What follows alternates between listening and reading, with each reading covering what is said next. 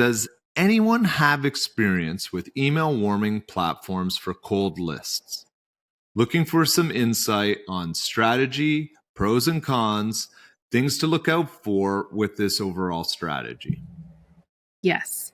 So there are email warming platforms, and a lot of these integrate or can be integrated via, a third-party tool to pass data back and forth. But you can also do email warming within your own marketing automation platform. So if you're in Marketo, you can do warming there. It's simply taking a phased approach and giving yourself the runway to get to the volume that you need. Now, there's one thing that gives me a little bit of pause in this question, and that is cold lists. And I would love, I know I'm not going to get it, but I would love a little bit of clarity there as far as we're talking about leads that haven't engaged in a very long time, or if we're talking about a net new list acquisition, whether that's something being uploaded into your system with an opt-in and compliance in mind from, let's say, an event, or if we're talking about something that's been purchased.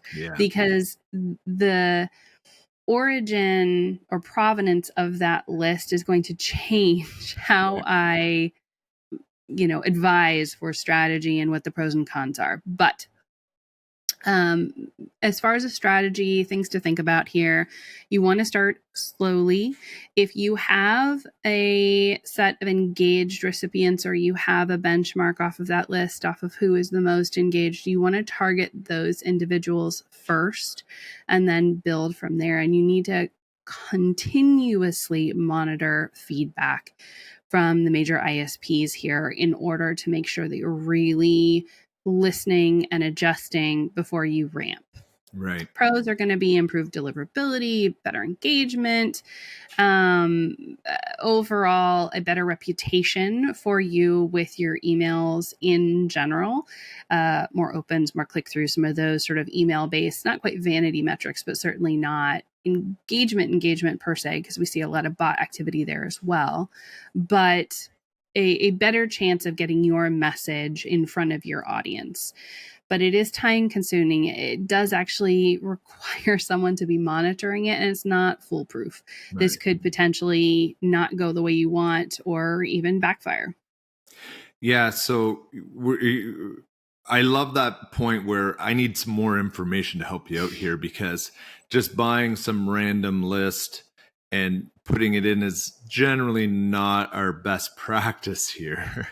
But but the other, if something cold leads or from a trade show or things like that, you need to be a little bit cautious here. But I guess in terms of mistakes that people are making right now when using, let's say, outside email platforms, warming platforms, what are some of the mistakes that people can avoid there, Andy?